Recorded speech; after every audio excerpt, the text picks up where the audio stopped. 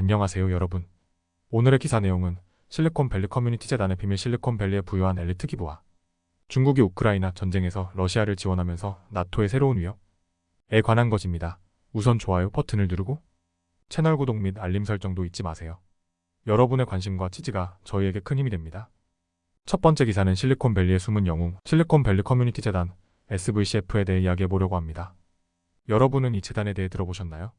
아마 대부분은 처음일 텐데요.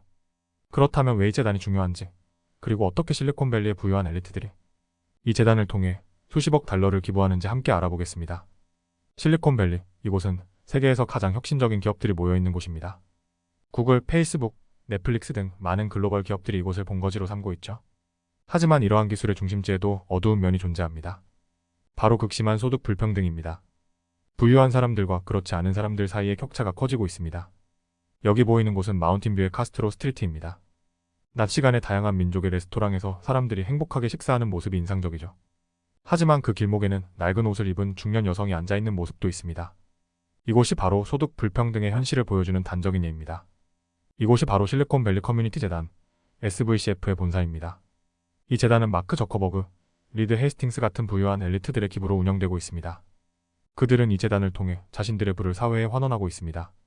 마크 저커버그와 그의 아내 프리실라 찬, 넷플릭스의 리드 헤이스팅스 부부는 이 재단의 주요 기부자들입니다. 그들은 각각 수십억 달러를 기부하여 재단이 성장할 수 있도록 도왔습니다. SVCF는 이제 연간 기부금 규모에서 세계 2위를 차지하고 있습니다. SVCF의 성공 비결 중 하나는 기부자 자문 기금 DAF입니다. 이 기금은 기부자가 자신이 원하는 비영리 단체에 기부할 수 있도록 돕는 자선 투자 계좌입니다.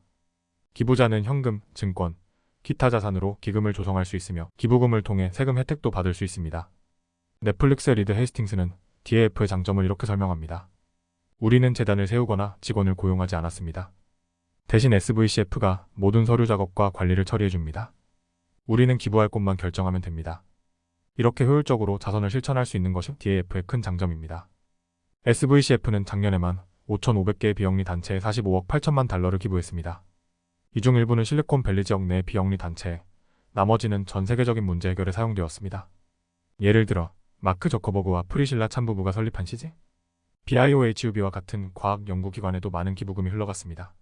물론 SVCF는 지역사회를 지원하는 데도 큰 역할을 합니다.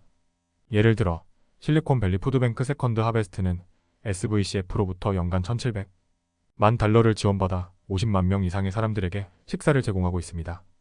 그러나 여전히 해결해야 할 문제는 많습니다. 실리콘밸리의 극심한 소득 불평등은 여전히 큰 도전 과제입니다. 부유층의 자선 활동이 이러한 문제를 완전히 해결할 수는 없지만 그들이 기부를 통해 사회에 환원하고자 하는 노력은 계속되고 있습니다. 마지막으로 SVCF의 CEO 니콜 테일러는 이렇게 말합니다. 우리는 불평등한 세상에 살고 있으며 우리의 운명은 잘하지 못하는 사람들과 때려야 뗄 수 없이 연결되어 있습니다. 실리콘밸리에는 아주 잘한 사람들이 많지만 그들은 우리 사회의 중요한 일원들과 함께 살아가고 있습니다. 여러분, 오늘은 실리콘밸리 커뮤니티 재단과 그들의 자선 활동에 대해 알아보았습니다. 이 재단은 단순히 기부금을 모으는 것을 넘어서 우리가 살아가는 사회를 더 나은 곳으로 만들기 위해 노력하고 있습니다. 여러분도 주변에 도움의 손길이 필요한 곳을 찾아 기부에 동참해보세요. 두 번째 기사는 중국이 우크라이나 전쟁에서 러시아를 지원하면서 나토의 주요 위협으로 떠오른 이유에 대해 이야기해보겠습니다.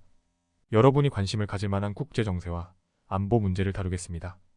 최근 워싱턴에서 열린 나토 지도자 회담에서 주요 의제는 우크라이나와 러시아, 그리고 유럽의 군사 지출이었습니다. 하지만 이번 회담에서는 나토가 5년 전만 해도 언급조차 하지 않았던 중국이 중요한 위치를 차지하게 되었습니다. 중국은 러시아가 우크라이나와 전쟁을 벌이도록 지원하고 있습니다. 나토는 중국이 간첩 활동, 사이버 공격, 허위 정보 캠페인에 연루되었다고 비난하고 있습니다. 또한 중국은 경제적 힘을 사용해 대만을 지지하는 유럽 국가들을 처벌하기도 했습니다. 일본 총리 기시다 후미오는 오늘의 우크라이나가 내일의 동아시아가 될 수 있다며 미국과 동맹국들이 우크라이나와 인도태평양에 계속 관여해야 한다고 강조했습니다.